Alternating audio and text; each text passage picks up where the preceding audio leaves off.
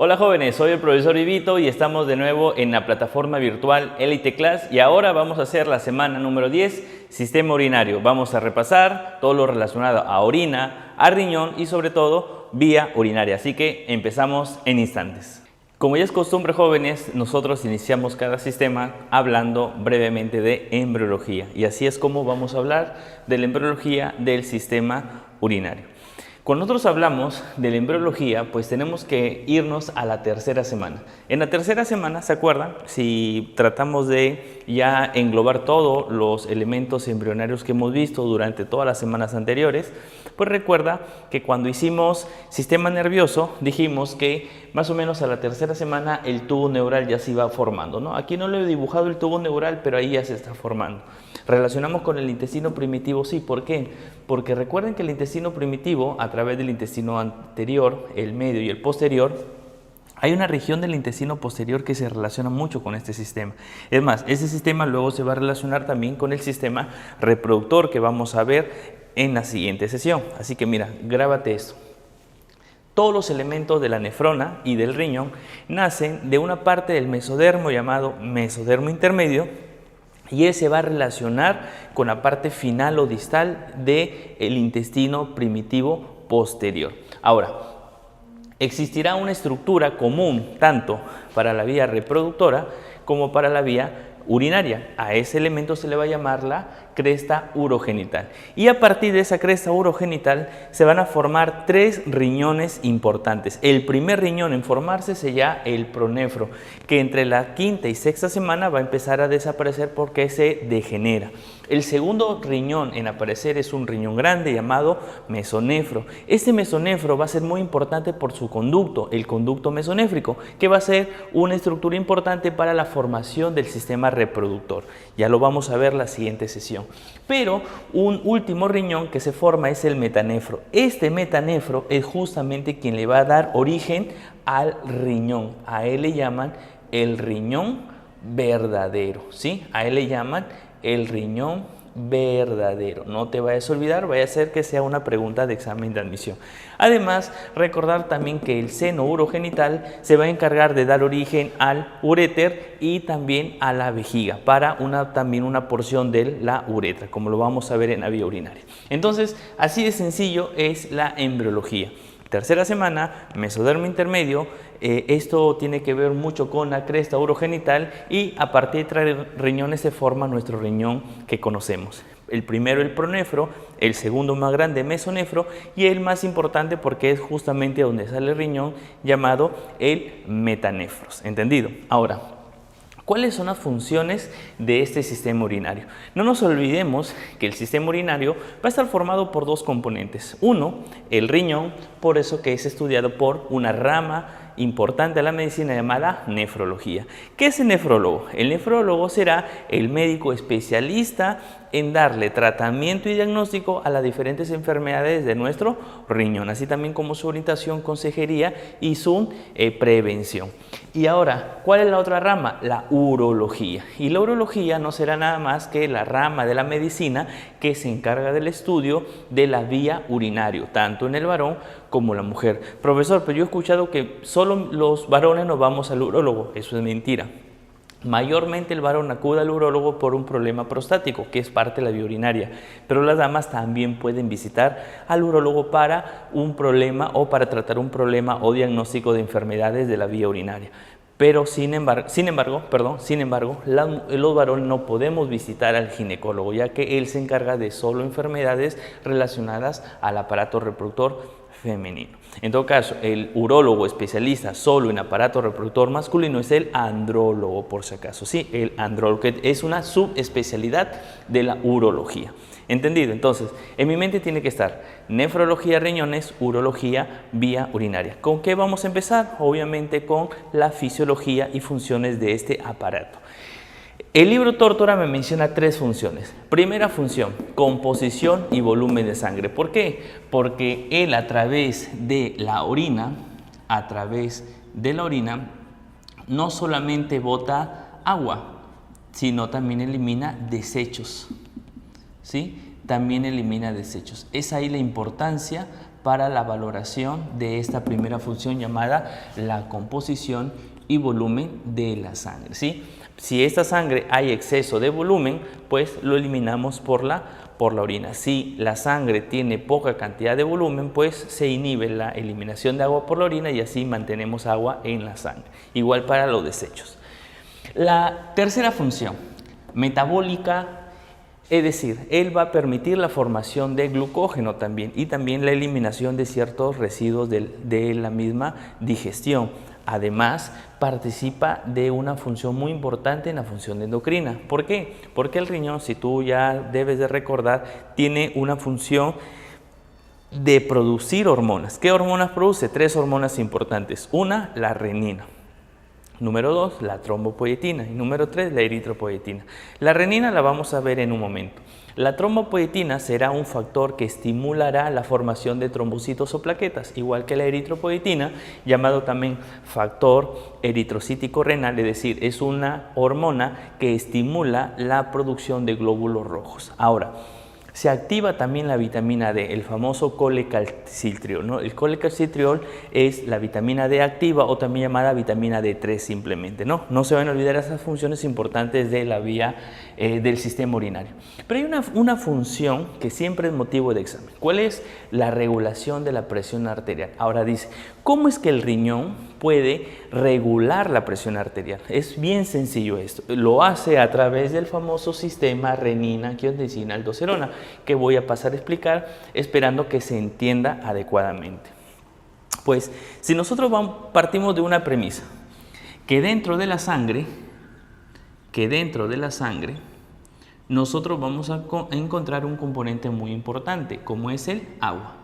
El H2O, el agua, es muy importante para mantener un volumen dentro de la sangre. Si este volumen, miren, si este volumen de sangre disminuye, ¿sí? Miren, vamos a poner aquí el ejemplo. Si hay una disminución de la volemia significa volumen de sangre, ¿sí?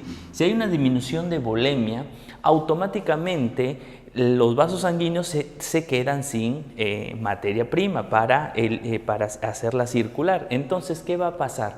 Va a pasar que la fuerza que ejerce las paredes de las arterias va a disminuir. Eso significa que la disminución de la volemia va a implicar una disminución de la presión arterial. Entonces, ¿qué ocurre en nuestro cuerpo? En nuestro cuerpo va a ocurrir lo siguiente, que los osmoreceptores, estos señores, dicen, espera, hay una disminución de la volemia, hay una disminución de la presión arterial. Entonces, el osmoreceptor, que es el que se encarga de regular esta función, dice, voy a avisarle a alguien. ¿Y a quién le avisa? Se dirige hacia las células yuxtaglomerulares. Y les dice que hay una disminución de sangre o hay una disminución de presión arterial. Ahora, la pregunta es, profesor, ¿cómo una persona puede disminuir la presión y también el volumen sanguíneo? Puede ser de 2 formas o hasta más. Las 2 formas más comunes que son preguntas de examen. Primero, que puede existir una deshidratación. ¿Cierto? Existe una deshidratación severa en el niño, normalmente menor de 5 años o menor de 2 años. Estos niños se descompensan rápidamente o están en un proceso emético, están vomite y no podemos recuperar el volumen que pierde, o están en deposición de líquido, o sea, las diarreas. Ya sea que un niño vomita y ya sea que un niño está con diarreas y encima con fiebre, este niño va a tener altas pérdidas de agua. Al perder agua, ¿qué va a pasar con su sangre? Va a disminuir el volumen de sangre, va a disminuir la presión arterial y es así como se da cuenta el osmoreceptor. Espero que me esté dejando entender hasta aquí. Entonces, en tu cabeza está la deshidratación, disminuye la volemia y disminuye la presión arterial. Pero, ¿qué ocurre en un accidente de tránsito? Por mala suerte, una persona sufre un accidente de tránsito y hay una estructura cortante que atraviesa un vaso sanguíneo. La sangre empieza a salir por ahí. Dígame, ¿perder sangre también no será una forma de perder volemia? Definitivamente que sí. Si yo tengo 6 litros de sangre y por esa arteria que se ha cortado empiezo a perder 100 mililitros, 200 mililitros, 300, 500 mililitros, ya no voy a tener 6 litros, ahora voy a tener 5,5, 5, 4,5, así hasta que reparen esa arteria que está perdiendo sangre. Entonces, no solamente la deshidratación genera eso, sino también las hemorragias. Las hemorragias, ¿sí? Las hemorragias también van a generar una disminución de la volemia, por ende, una disminución de la presión arterial, y así el osmorreceptor le dice al riñón le dice a través de sus células yuxtaglomerulares que produzcan una hormona para aumentar la presión arterial. Entonces la célula yuxtaglomerular dice: existe una hormona que yo puedo producir, dice la célula yuxtaglomerular. ¿Cómo se llama esa hormona? Se llama renina. Y aquí empieza la acción endocrina, la renina. La renina sale a la sangre y ella dice: ya está, ya estoy en la sangre. Pero la renina dice: pero ¿qué yo puedo hacer para aumentar la presión, para aumentar la volemia? Y el osmorreceptor le dice: espérate, total, no es que tú aumentabas la presión arterial. Y la renina dice: no, se han equivocado. Yo voy a irme hacia un órgano para pedirle el favor que él aumente la presión arterial. Es decir, la renina por sí no aumenta la presión arterial, ¿sí? Es un facilitador que va a generar el aumento indirecto de la presión arterial, o sea, a través de otros mecanismos. Entonces, el osmorreceptor le dice: bueno, ya pues, a ver, actúa para ver cuál es el paso a seguir. Entonces, la renina dice, bacán, miren acá, dice, la renina dice: me voy al hígado y en el hígado voy a encontrar a alguien, ¿sí? Dice: en el hígado voy a encontrar a alguien, ¿sí? Ahí se va. Toca la puerta del hígado, el hígado le dice: hola renina, ¿vienes con tu mascarilla? Y la renina ahí está con su mascarilla. Entonces le dice: sí, vengo a ver al angiotensinógeno. El angiotensinógeno dice: ¿quién es? ¿Quién es? Dice. Y le responde: es la renina. Ah, no, tengo que cambiarme. Yo a la renina, así como estoy, no la puedo recibir. Entonces, el angiotensinógeno, ¿sí? Este angiotensinógeno, para salir del hígado, a propósito de que la renina viene a buscarlo, el angiotensinógeno dice: yo tengo que cambiarme, y cambia. Profesor, ¿y en qué se transforma por acción de la renina cuando llega a buscarlo? Él se va a transformar en la famosa angiotensina, en la angiotensina. Es más, en algunos libros le llaman angiotensina tipo 1, ¿sí? Así le llaman. Esta angiotensina tipo 1. Esta angiotensina tipo 1 dice: listo, ya estoy renina, ¿ahora qué hacemos? Dicen que hay que aumentar la presión, pero la angiotensina 1 dice: pucha, pero yo no puedo aumentar la presión tampoco. Y la renina dice: pucha, que somos dos que no podemos aumentar la presión. El osmorreceptor dice: pucha, total, oye, no que ustedes iban a aumentar la presión. Y la angiotensina dice: espérate.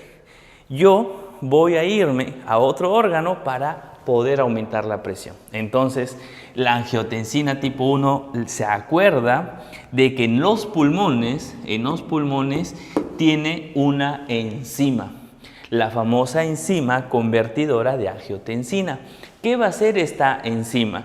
Va a coger a la angiotensina tipo 1,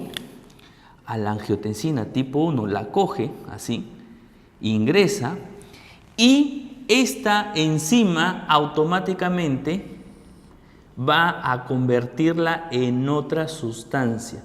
¿Cómo se va a llamar la sustancia que sale ya del pulmón producto del metabolismo de la enzima convertidora de angiotensina? A eso le vamos a llamar la angiotensina tipo 2. La angiotensina tipo 2. Ahora sí, la angiotensina tipo 2 dígame qué tengo que hacer. Entonces le dicen que tiene que aumentar la presión arterial. Entonces la angiotensina dice: un momentito. Antes de aumentar la presión, yo tengo que asegurarme de que tenga gran cantidad de angiotensina 2. Entonces, ¿qué hace? Ella, miren acá, indirectamente hace lo mismo que la renina. Es decir, se dirige al hígado para que el angiotensinógeno se transforme en angiotensina 1, la angiotensina 1 por acción de la ECA se transforma en angiotensina 2 y así formar un círculo vicioso. De esa forma yo me aseguro que mi sangre contenga grandes cantidades de angiotensina tipo 2, porque si no, la acción de esta renina se queda ahí al aire y la poca cantidad de angiotensina tipo 2 que se produce no va a generar el aumento de la presión arterial. Esa es una acción indirecta que tiene la angiotensina tipo 2. Otra acción indirecta, la angiotensina dice, ok, miren lo que voy a hacer, dice, voy a hacer vasoconstricción, hace vasoconstricción, es decir, va a disminuir el volumen del calibre del vaso sanguíneo que se ha roto, pero además también va a actuar sobre el túbulo contorneado proximal. ¿Para qué? Para reabsorber agua. Va a permitir y facilitar la reabsorción de agua. Pero esto es una acción indirecta. La acción, diríamos, principal de la angiotensina tipo 1 y tipo 2 es esta. Se dirige a esta glándula. Miren, se dirige a esta glándula. ¿Cómo se llama esa glándula que está encima del riñón? Esa glándula se llama la glándula suprarrenal. ¿Y para qué se dirige a la glándula suprarrenal? A la glándula suprarrenal se dirige, ¿para qué? Para que la glándula suprarrenal produzca una hormona llamada aldosterona. Recuerda que la aldosterona tenía una función muy importante. ¿Para qué? Para la absorción de sodio. Y ahí lo tenemos en grandote, mira. Entonces, vamos a hacerlo mejor así con estas flechas por acá. Miren, vamos a hacerlo esto para que se vea mejor, ¿ya? Entonces dices, la angiotensina 2, ¿cuál es su función? Estimula a la glándula suprarrenal. Ahí está. Estimula la glándula suprarrenal. ¿Para qué? Para que la glándula suprarrenal obviamente produzca la hormona llamada aldosterona. ¿Y qué va a hacer la aldosterona? La aldosterona se va a dirigir hacia el túbulo contorneado distal para absorber sodio. Pero así como absorbe sodio, también ¿qué absorbe? Absorbe agua. Y si el cuerpo absorbe agua o reabsorbe agua, ¿qué va a pasar con la cantidad de sangre en nuestro cuerpo? Va a aumentar la volemia. Y la pregunta de examen es, si aumenta la volemia, ¿qué también va a aumentar? Va a aumentar la presión arterial. Y es así, amigos, es así como el sistema urinario regula la presión arterial. Lo hago ya en un resumen rápidamente. La deshidratación y las hemorragias disminuyen la volemia. Y cuando la volemia disminuye, disminuye la presión arterial. Esto lo capta el osmorreceptor y le informa al riñón para que las células yuxtaglomerulares produzcan renina. La renina se dirige hacia el hígado para hacer que el angiotensinógeno se transforme en angiotensina tipo 1.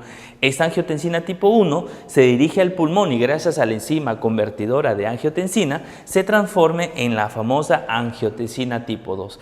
Esta tiene tres funciones, una principal y dos secundarias. ¿Cuáles son las dos secundarias?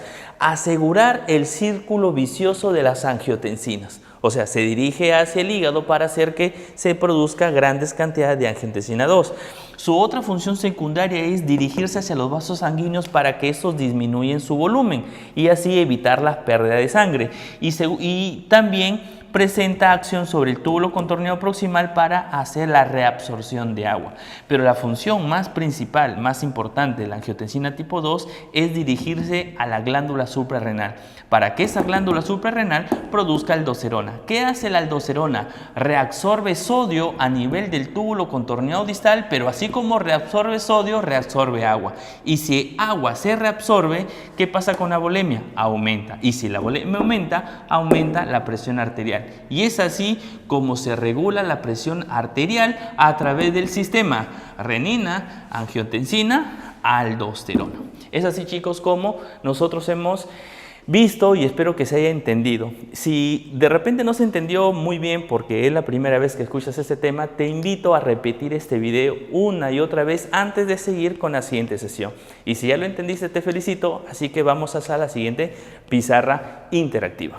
En cuanto a riñón, tenemos que saber que es, como tú puedes observar en imagen, los riñones son unos órganos considerados retroperitoneales. ¿Sabes por qué? Porque se van a localizar hacia detrás o relacionados a la cara posterior del peritoneo. Eso lo vamos a tratar de borrar en el momento que expliquemos, pero por ejemplo, si nosotros tenemos, así, hacemos un corte transversal al abdomen, ¿sí? Hacemos un corte ahí aproximadamente, si hacemos un corte transversal, ¿sí? Ahí está mejor, un corte transversal, ¿sí? Si hacemos este corte transversal al abdomen a nivel de la L1, nosotros entre la parte muscular que vamos a encontrar en esta región, ¿sí? En la parte muscular de la columna, obviamente vamos a encontrar, ¿cierto?, el cuerpo vertebral aquí, así aproximadamente el cuerpo vertebral con sus apófisis transversas y la apófisis espinosa, ¿verdad? Así aproximadamente. Definitivamente aquí van a ver los paquetes musculares que tiene la región posterior de la columna, ¿verdad? Ahí los músculos.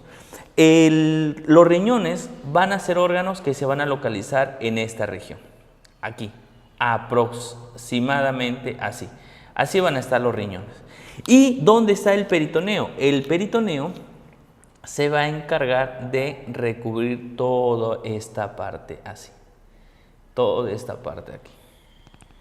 Por eso se dice, miren, si todo esto que estoy cubriendo, miren, todo esto que estoy cubriendo es el peritoneo, si todo esto que estamos cubriendo es el peritoneo, ¿sí? Si todo esto que estamos cubriendo es el peritoneo, aquí es la cavidad, esa es la cavidad abdominal, miren, y todo esto es el peritoneo. Los riñones, ¿dónde se encuentran? Detrás del peritoneo. A eso se le llama los órganos retroperitoneales. Y aquí vamos a tener un grupo de órganos. Vamos a tener los riñones, vamos a tener la gran porción del duodeno, vamos a tener los uréteres, vamos a también tener al páncreas, tendremos a la glándula suprarrenal, ¿verdad? Etcétera, etcétera. Vamos a tener hasta 5 órganos importantes en esta región.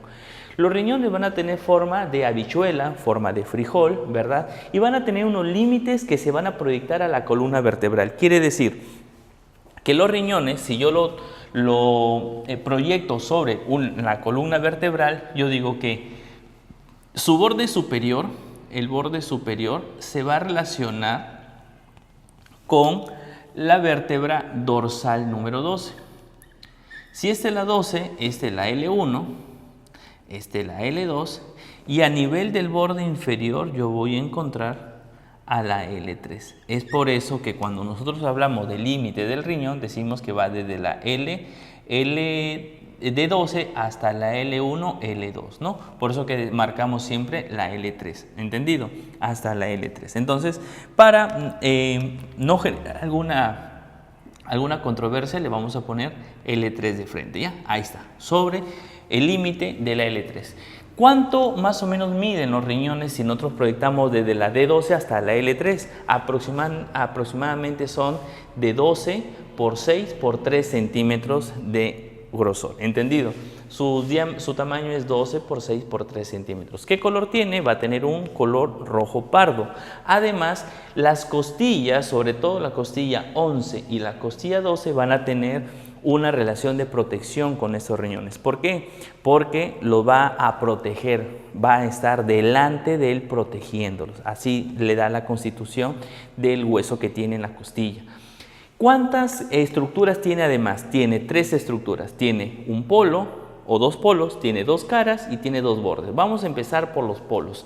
Cuando nosotros hablamos de polo de riñón, nosotros tenemos que recordar que si nosotros trazamos una línea, ¿sí? Una línea así, una línea transversal aquí, vamos a tener que hacia arriba tenemos el polo superior y hacia abajo tenemos el polo inferior, donde el polo superior, en el polo superior presentamos una estructura. ¿Cómo se llama este elemento que está por encima del riñón o está en el polo superior del riñón? Se llama la glándula suprarrenal.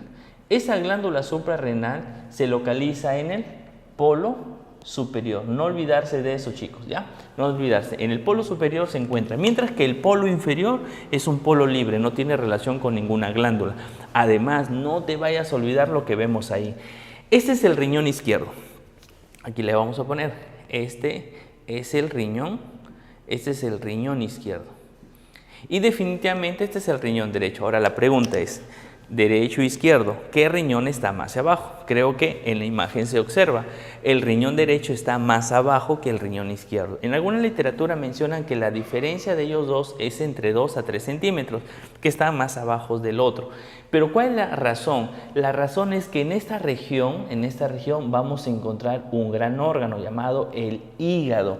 El hígado que está aquí prácticamente está aplastando al riñón derecho y es por eso que él se encuentra por debajo del límite normal para el riñón izquierdo. Es más, eso también le da una característica de ser un poco más pequeño. La literatura cuando habla de peso, ¿sí? Cuando hablamos de peso de los riñones, en su peso menciona de que puede variar desde 135 hasta 150 gramos, pero refiere que el riñón izquierdo siempre pesa un poco más, ¿sí? Puede llegar hasta 170 gramos un riñón, es así, pero recuerda, el riñón derecho está más abajo que el riñón izquierdo y además que el riñón izquierdo es un poco más grande y pesa un poco más que el riñón derecho. Espero que se haya entendido este pequeño trabalenguas.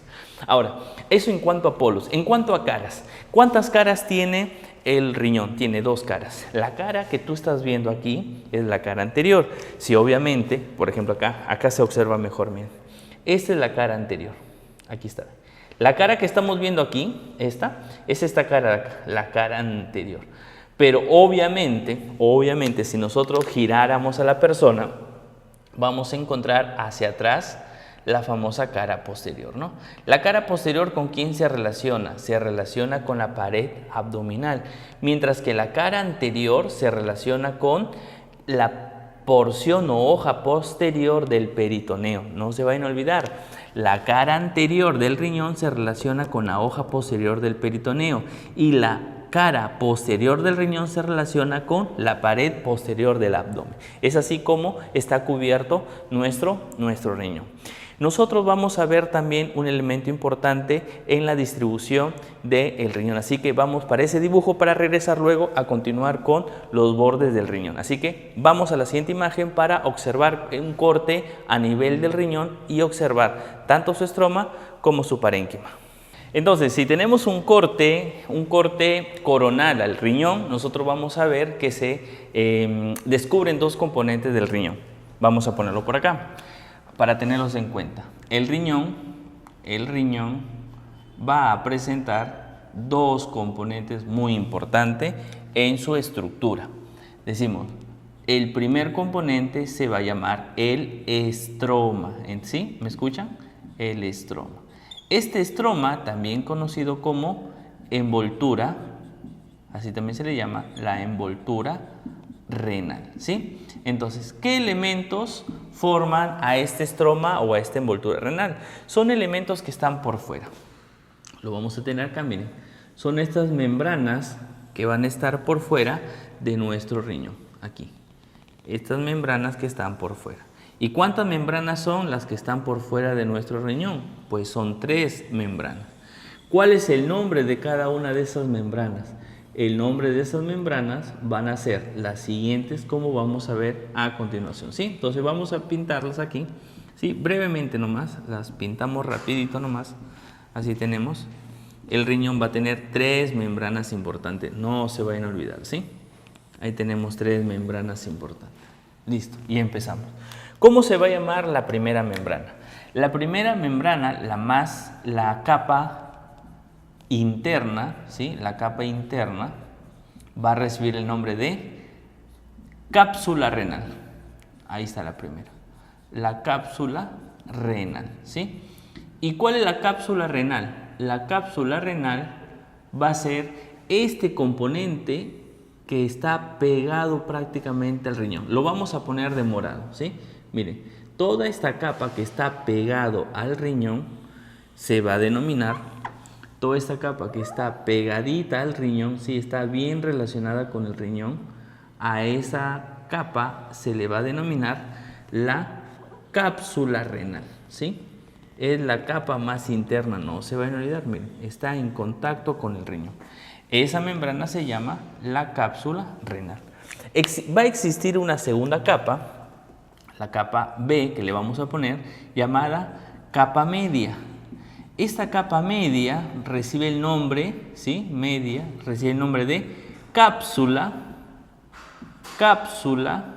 adiposa, mira, la cápsula adiposa. Y esta cápsula adiposa, ¿sí? Esta cápsula adiposa, ¿dónde va a estar? Va a estar aquí justo en la parte media de la envoltura renal. Es una capa bien gruesa, como ustedes pueden observar, miren, es una capa gruesa. Todo ese azul que tú ves alrededor, por fuera de ese color morado, va a ser la capa de tejido adiposo. ¿Y qué contiene ese tejido adiposo? Su mismo nombre lo dice, contiene grasa. O sea, va a haber un tejido adiposo, ¿sí? Un tejido adiposo. Ese tejido adiposo va a tener una función de amortiguador. Ya, no se vayan a olvidar, amortiguador. Va a evitar que el riñón sufra algún colapso o algún golpe innecesario. Y si tiene algún golpe, pues no se dañe. Por eso sirve como amortiguador, como protección ante los traumatismos. Entonces, hasta aquí, la envoltura renal tiene dos capas. La capa interna o cápsula renal y la capa media, también llamada cápsula adiposa. Pero va a existir una capa más externa. Una capa completamente externa. ¿Cómo se va a llamar esa capa? Esa capa es la capa de Gerota. ¿Entendido? Entonces, ¿qué color le vamos a poner? Le vamos a poner un color rojo. Mira, por fuera va a estar acá. Aquí está, miren. Aquí está. Listo. Toda esa membrana que está por fuera, miren, toda esa membrana que está por fuera, aquí, por fuera de nuestro riñón, aquí, esa se llama es la capa más externa de la envoltura renal. Listo, ahí lo tenemos. Entonces, ¿cómo se va a llamar? Esa se va a denominar la capa externa. Y esta capa externa va a ser llamada la famosa fascia renal de Gerota. La fascia renal de Gerota, ¿entendido? Escucha bien, Gerota, ¿sí? Lo tenemos ahí. Es esta de aquí. Mira. Entonces, si se dan cuenta, nosotros si quisiéramos ver cómo es la estructura de la envoltura renal, decimos, la primera se llama cápsula renal, la segunda, la capa gruesa, se llama cápsula adiposa y la más externa se llama la fascia renal de Gerota. ¿Entendido? Ahora, profesor, estas fascias y estas cápsulas, ¿cuál es su función? Envolver, es una envoltura. Yo siempre en clase le doy el ejemplo de la mandarina. Para mí, la mandarina, su cáscara sería la envoltura o estroma y ya los gajos, la fruta en sí, sería el parénquima. Espero que se entienda. Si ya no lo entendías, así. La parte blanca de la cáscara sería la cápsula interna. Todo ese grosor de la cáscara sería la capa media y el color anaranjado, o dependiendo de qué color sea tu mandarina, será la capa externa o fascia renal. Es así como está envuelto nuestro riñón. ¿Entendido? Esa sería la parte llamado estroma. Pero les mencioné que el riñón tiene dos componentes. Sí, repito. El primer componente se llama estroma. El segundo componente se va a llamar parénquima. El famoso parénquima renal. Y este parénquima renal va a presentar dos componentes. El componente más interno, se va a denominar médula renal, la médula renal. Y esta médula renal va a presentar en nuestro riñón, en un corte, va a presentar unas estructuras, lo vamos a dibujar rápido nomás, ¿sí? Presenta unas estructuras así, miren, ese es el corte, un corte a la corteza y un corte a la médula, ¿sí? Vamos a tener estos elementos. Así, vamos a presentar unos elementos así aproximadamente.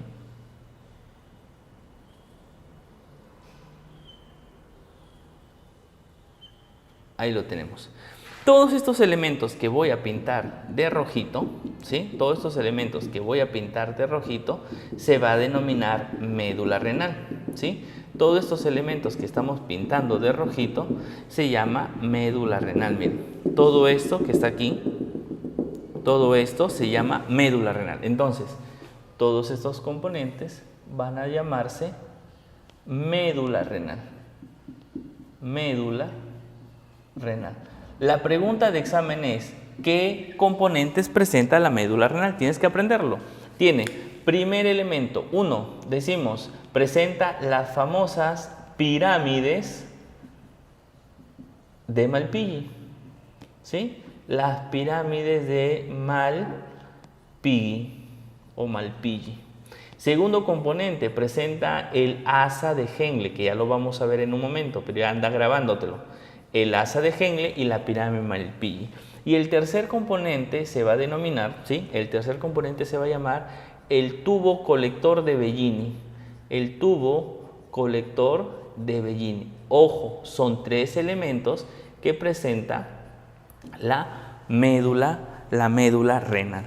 Pero así como tenemos una parte interna, también vamos a tener un componente externo. Y ahí tenemos el punto B. Y en el punto externo, ¿sí? En el punto externo, nosotros vamos a tener a la corteza renal. La corteza renal.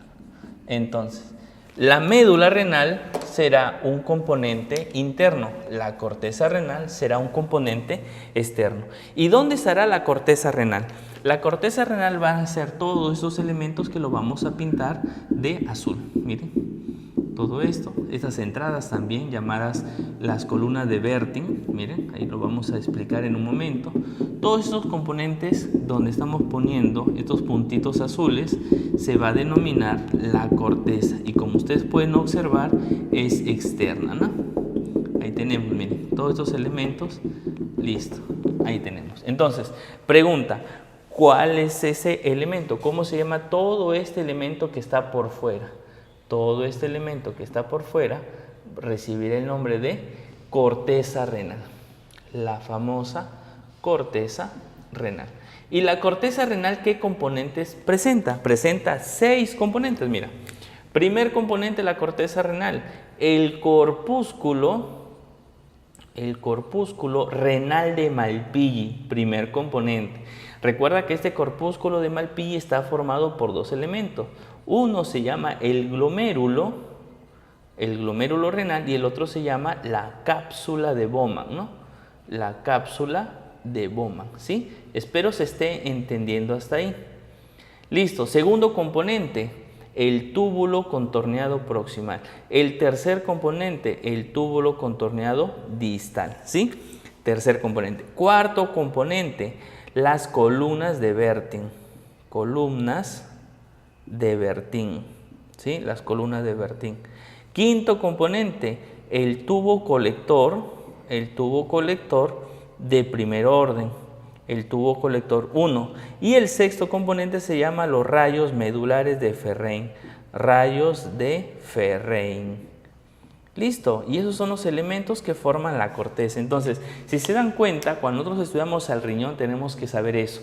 Número 1, el estroma, formado por las 3 capas. Número 2, el parénquima, formado por esos 2 componentes, pero además cada uno de los componentes presenta elementos.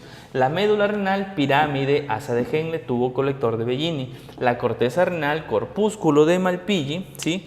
El corpúsculo de Malpighi, al glomérulo, la cápsula de Bowman, túbulo contorneado proximal, túbulo contorneado distal, columna de Werting, tubo colector de primer orden y los rayos medulares de Ferrein. Es así como se componen los elementos de nuestro riñón. Y si tú ves aquí un espacio, y si tú ves todo este espacio, a todo este espacio se le llama el seno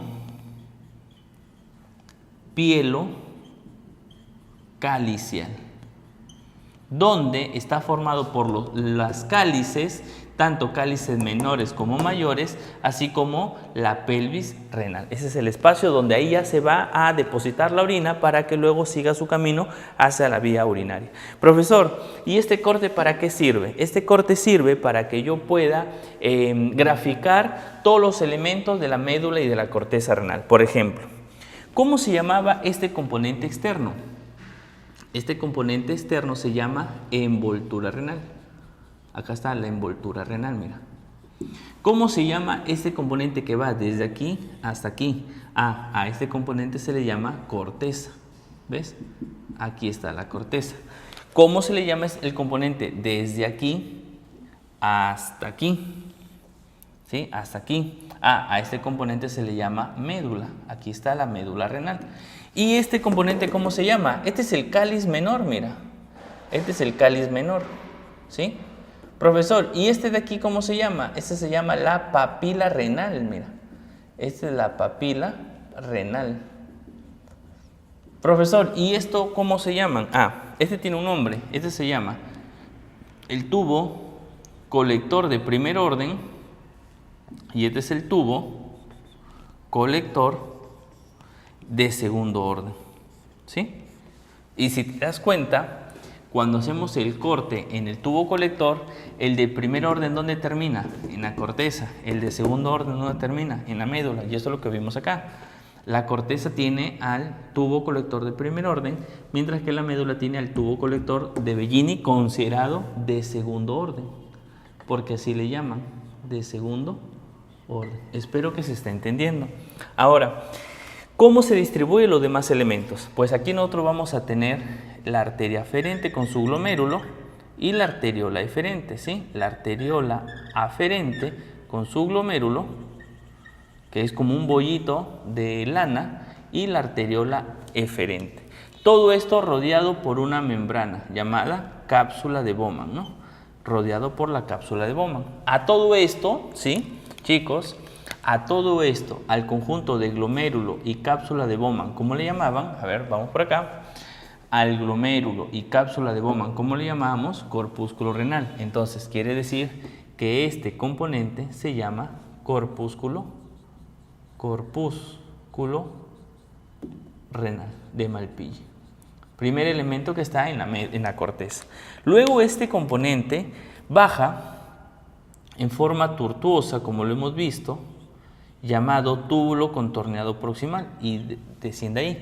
Luego esto desciende de forma delgada y luego se vuelve gruesa, ¿sí? Luego se vuelve gruesa. ¿Y cómo se va a llamar todo este componente? El famoso asa de Henle, para luego pasar a ser otra vez tortuoso y desembocar ahí, ¿no? Otra vez ser tortuoso y desembocar ahí. Entonces, ¿cómo se llama este siguiente componente? Este siguiente componente se llama túbulo contorneado proximal. ¿Cómo se llama este siguiente componente? Este componente se llama el asa de Henle. Tenemos el AH, que significa asa de Henle. ¿Y cómo se llama este último componente? Este último componente se llama el túbulo contorneado distal. Entonces, corpúsculo renal, túbulo contorneado proximal, asa de Henle y túbulo contorneado distal son los elementos que vamos a ver a continuación cuando hablemos de la famosa nefrona, ¿cierto? Entonces, espero que hasta ahí se haya quedado claro. Hemos identificado los elementos que están tanto en la corteza como en la médula, pero quiero darles un dato adicional, un dato que creo que es importante. ¿A quién le llaman el laberinto de Ludwig? Pues el laberinto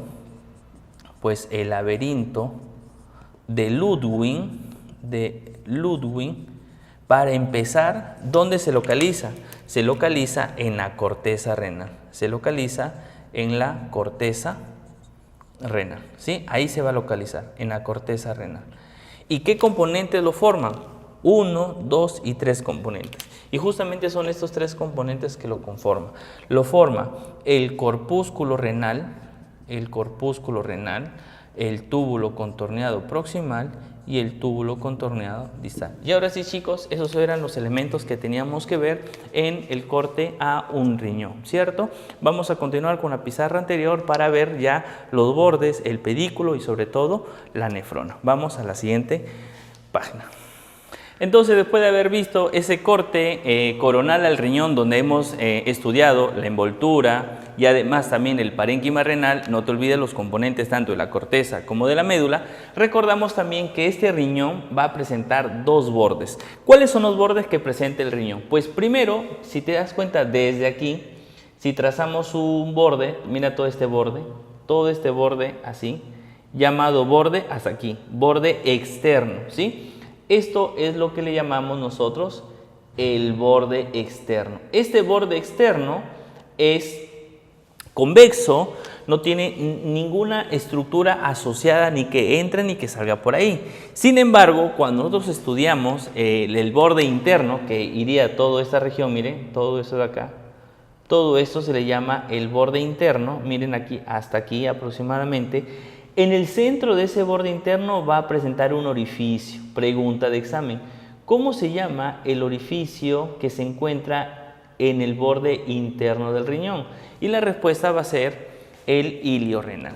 ¿Qué es un ilio? Un ilio es un orificio, ¿sí? Es un orificio por donde entran o salen estructuras de un órgano. En este caso, si es el ilio renal, será el orificio por donde entran y salen estructuras de nuestro riñón. ¿Entendido? Ahora, ¿por qué nosotros siempre mencionamos a este ilio? Porque este ilio va a estar formado por una estructura que a su vez está localizada o que está conformada por 2 o hasta 3 estructuras, y así se ve el ilio. Miren, ¿cómo se llama este elemento que estoy poniéndole de un color morado a este elemento que lo estamos pintando? ¿Sabes cómo se le va a denominar? Se le va a denominar el famoso pedículo renal. ¿Qué es el pedículo renal, profesor? El pedículo renal es el conjunto de elementos que entran y salen de nuestro ilio renal. ¿Y quién lo forma el pedículo renal? Como tú puedes observar, acá lo he puesto unos de un solo color, pero aquí lo ponemos los 3 colores. Pues el primer componente que va a formar este pedículo se va a llamar la arteria renal. Esta arteria renal ingresa, miren la flecha, ingresa hacia nuestro riñón, ¿sí? Así, en ese sentido, la arteria renal ingresa para darle circulación al riñón. Pero una vez que cumple la función de nutrición, toda la sangre va a salir a través de este segundo componente llamado vena renal, mira. Es decir, la arteria renal ingresa, pero la vena renal sale. Pero también, ¿quién sale junto con la vena renal? Este órgano, mira, llamado pelvis renal, mira, aquí lo tenemos. La pelvis sale de ella, se conecta con el uréter hacia la vía urinaria. Entonces, pregunta de examen: ¿el pedículo renal quién lo forma? El pedículo renal va a estar formado por arteria renal, vena renal y pelvis renal. Repito, el pedículo renal está formado por arteria renal, vena renal y pelvis renal.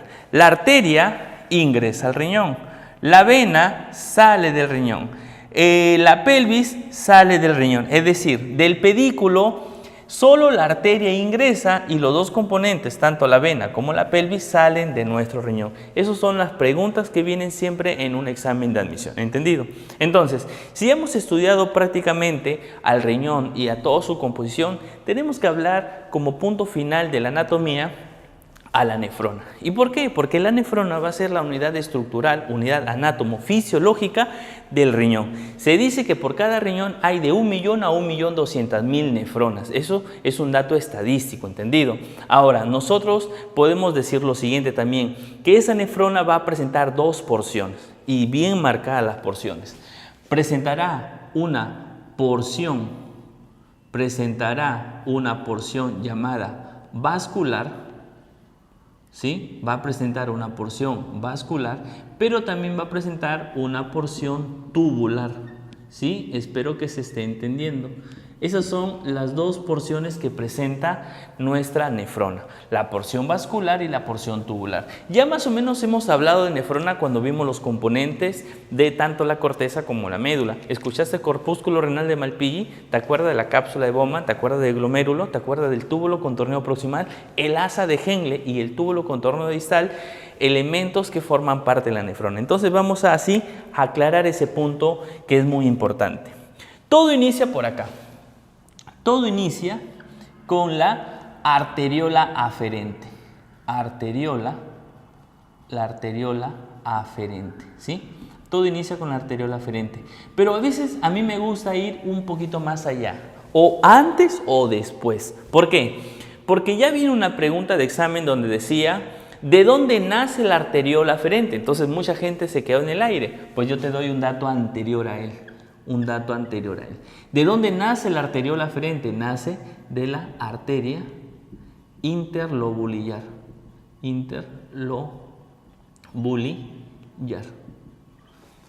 Y si alguien me dice, profesor, ¿y la arteria interlobular de dónde nace? De la arteria arciforme. Y la arciforme de la arteria interlobular. Y la interlobular de la arteria segmentaria. Y la segmentaria de la arteria renal. Y la renal de la arteria aorta abdominal. Y la arteria aorta abdominal, ¿de dónde sale? Sale de la arteria aorta, pues de acá arriba. ¿Y la aorta dónde nace? Ventrículo derecho. Y llegamos hasta el corazón, mira, ¿ya? No te vayas a olvidar. De repente tú dices, profesor, me mareó, ya no sé qué dijo. Lo importante que tú sepas es que la arteriola aferente nace de la arteria interlobular y que es rama de la arteria renal. ¿Te acuerdas de la arteria renal? Esta que ingresaba, mira, te voy a dar el dato así bien facilito. Cuando la arteria renal ingresa, se transforma en arteria segmentaria. La arteria segmentaria se divide y se transforma en arteria interlobular. Esta se divide y forma la arteria arciforme. Esta se divide y forma la arteria interlobular. Esta se divide y forma la arteriola aferente y aquí estamos. La arteriola aferente es importante porque presenta unas células. Mira, presenta unas células. ¿Cómo se llaman estas células? Estas células de la llamada arteriola aferente, estas células van a ser las llamadas células yuxtaglomerulares. Yuxtaglomerulares. A ver, alguien dice, profesor, espérese un momento. Usted ya lo mencionó, las células yuxtaglomerulares. Claro, lo mencioné cuando hablamos de la renina. Sí, estas células yuxtaglomerulares forman o producen a esta hormona llamada renina, la que produce una elevación de la presión arterial, pero de forma indirecta. ¿Dónde se localizan las células yuxtaglomerulares? En arteriola aferente. Cuando la arteriola aferente ingresa, ¿sí?, hacia la cápsula de Bowman, forma un componente llamado glomérulo. Forman a esta ruedita llamado glomérulo. El glomérulo, ¿sí?, el glomérulo va a estar formado ¿por quién? Por la arteriola aferente. Y una vez que ya está en el glomérulo va a ser atrapado por una cápsula. ¿Cómo se llama a toda esta cápsula? Toda esa cápsula se llama la famosa cápsula de Bowman. La cápsula de Bowman, amigos, es un componente importante porque está cubriendo el glomérulo, pero si te das cuenta tiene dos componentes. Un componente externo que está aquí de morado, un componente externo que va a tener un nombre y un componente interno que también tiene otro color, que lo vamos a poner acá, mira, un componente interno. El componente externo de la cápsula de Bowman se llama hoja parietal, se le llama hoja parietal. ¿Y qué característica va a tener? Que presenta un epitelio simple plano. Pregunta de examen, presenta epitelio simple plano. ¿Y la capa interna qué va a presentar? Esa se llama hoja visceral, mira. La hoja que está en contacto con el glomérulo, también que es pregunta de examen, se llama hoja visceral. ¿Y qué es lo más importante de esta hoja visceral? Lo más importante es que presenta unas células, como tú ves aquí, unas células grandes, ¿no?, llamadas podocitos. Podocitos. Estas se localizan en la hoja visceral de la cápsula de Bowman. Y este podocito va a presentar unas prolongaciones llamadas pedícelos. No se vayan a olvidar de esos datos. Es un dato importante que sepas que la cápsula de Bowman presenta hoja externa y hoja interna. La externa, hoja parietal. La interna, hoja visceral. Los podocitos en la hoja visceral. Y en la hoja parietal, células del epitelio simple plano. ¿Entendido? Entonces, este glomérulo más esa cápsula de Bowman van a formar lo que ya habíamos hablado. ¿Qué es lo que formaban estas dos membranas? Estas dos membranas se van a encargar de formar, ¿sí?, borramos esto. Estas dos membranas, dos estructuras, se van a encargar de formar a una estructura que la vamos a poner por acá. La cápsula de Bowman, yo le sumo al glomérulo, ¿sí? Yo sumo al glomérulo, ¿y qué me va a dar como resultado? Como resultado me va a dar algo interesante. ¿Qué me va a dar como resultado si yo sumo cápsula de Bowman más glomérulo? me va a dar como resultado el primer componente de la nefrona. ¿Cómo se llama el primer componente de la nefrona? Se llama el corpúsculo renal de Malpighi. El corpúsculo renal de Malpighi. Pregunta de examen: ¿quién forma el corpúsculo renal de Malpighi? Facilito ahora ya. Cápsula de Bowman más glomérulo. ¿Cuál es la hoja de la cápsula de Bowman que se une al glomérulo? A ver, respóndemela tú. ¿Cuál de las dos? ¿La externa o la interna? Excelente, la interna. La interna se pega al glomérulo y a eso se llama hoja visceral, donde están los podocitos. No te vayas a olvidar de ese dato. Primer elemento de la nefrona, corpúsculo de Malpighi, que está formado por esos dos elementos. Ahora, una vez que la sangre ingresó por el glomérulo, ahora sale y sale a través de esta arteriola. Profesor, esa arteriola es más delgadita. Sí, es más delgadita que la arteriola eferente. ¿Cómo se va a llamar? Se va a llamar la arteriola eferente. La arteriola eferente, jóvenes, es una arteria que sale del glomérulo, ¿sí? Acá le vamos a poner la AE. La AE significa arteriola eferente. Y ya ni bien sale del glomérulo, se transforma en arteriola eferente y es más delgada, ¿no? Esta se va a formar los capilares peritubulares junto con los vasos rectos y luego formará las venas interlobulares. Estas formarán las venas arciformes, a su vez formarán las venas interlobulares, estas formarán las venas segmentarias y todo formará y saldrá de nuestro riñón la vena renal. La vena renal se va a unir al cauce de la vena cava inferior para llegar finalmente hasta la aurícula derecha, y es así como se recorre todos los vasos sanguíneos desde la circulación mayor hacia el riñón. ¿Entendido? Profesor, usted ha mencionado primer componente. ¿Cuál es el segundo componente? El segundo componente, chicos, va a estar aquí. Ese es el segundo componente.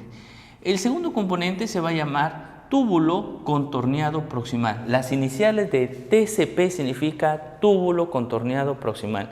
¿Y por qué es importante este túbulo contorneado proximal? Porque aquí se va a dar la mayor cantidad de reabsorción de solutos.